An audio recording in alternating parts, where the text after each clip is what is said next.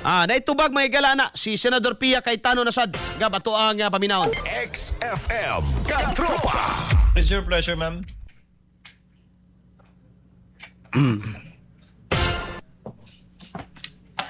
I would just like to support the ruling of the presiding officer, cautioning the both prosecution and defense. I too noticed the esteemed Attorney Lorna Copunan's lengthy explanation on the withdrawal of the witnesses. But because she is Lorna Copunan, nakikinig ako. In the same way na even if I don't know some of your names, makikinig ako sa inyo. Rest assured. I think it's her first time to also stand up. So I was being very patient in listening to her.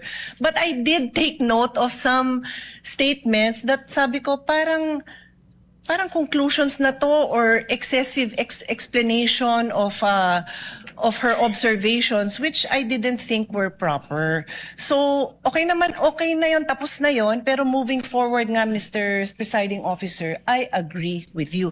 And I just need to put this on record kasi nga, sinasabing wag tayo masyadong technical. Pero, Iunik kay ko ha, to a wag certain tayo masyadong extent, technical. kailangan naman Sige, go. kung natin tingnan naman yung rules natin kasi Soto, maayos yung Soto tayo, dapat diba? dito kayo So, technical, I want no? Kiko po, di mas Kiko, dapat di kayo ta technical. Karon mga higala, sige. to read into the record. This might be a paraphrase na nung sinabi niya ha, kasi sinasummarize namin ng team ko yung statements. And anyway, di ko na mahanap sa phone ko dahil kahapon pa yon. But I recall, no, and feel free to correct me, but this is a minor thing naman. Parang dinescribe niya kung bakit hindi na daw papupuntahin si Attorney Lopez kasi naman daw napakita na daw ng defense yung video kung saan siya ay crying and complaining. So observations na po yun ni Attorney Capunan. Hindi po siya ang witness. Hindi po siya ang dapat nagsasabi sa judges na crying and complaining yung isang testigo. Trabaho po yun ng abogado na i-elicit yun dun sa witness na mapepresenta doon. So yun po yung reason kung bakit hindi hupe pwede yun. We're not being technical, but neither of the lawyers here are allowed to stand up and be the one to explain what you are experiencing. That is for the witness to do. Yes. Your job is to ask the witness questions.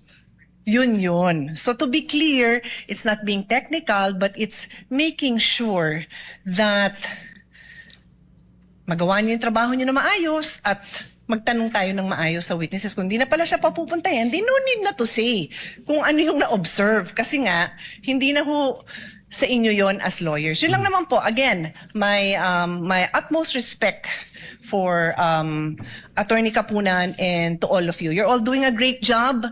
Like I said, once in a while, we will be called out. Even I tell the presiding officer, call me out pag sumobra ako, pag medyo nag-exceed tayo ng authority natin, because we're all just trying to do our jobs here. So thank you again, everyone, for your time and patience. Thank you, presiding officer.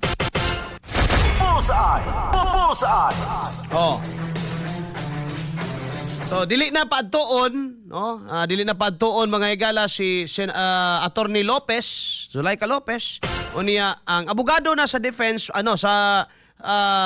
dili sa defense but sa prosecution, no? Si Attorney Lorna Capunan, siya na nag-describe. Nga di na nato pa anhion kay total na observe naman nato nga naghilak siya, nag-complain mo na to. Pwede na.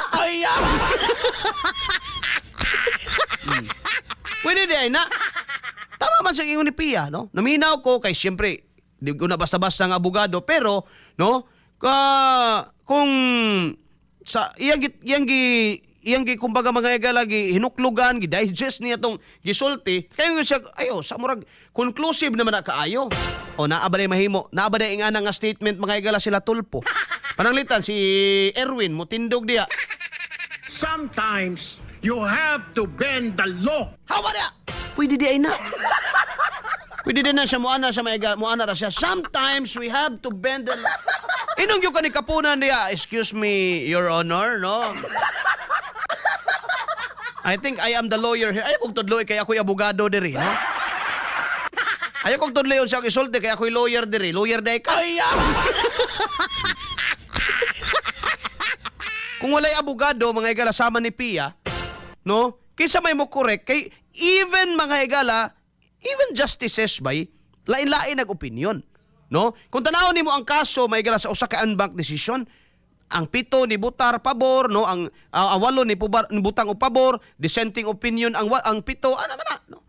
Lima na sila kanunay mga higala mag-uyo ng ilang interpretations balaod, no? So nga ang purpose mga higala diri sa technicality kay aron nga dili magpasulabi kay walay makabantayan na mo naman tatama bitaw to, no? Pananglitan katong gihimo ni Risa Ontiveros nga conclusive na di ay naa ba di ay Erwin Tulfo ni sita ato nga ayaw conclusive na nang imo. Wala. Naa ba di ay Rapi Tulfo nga ni ko na to nga excuse me. Rapi Tulfo nga ingna na magay ng Pia Cayetano nga pagpatuon diya sa mong lawyer oy naon sa mga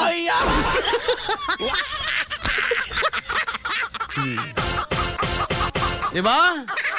Kung walay abogado, mo nang ilang tirada karon tanggalon ang abogado.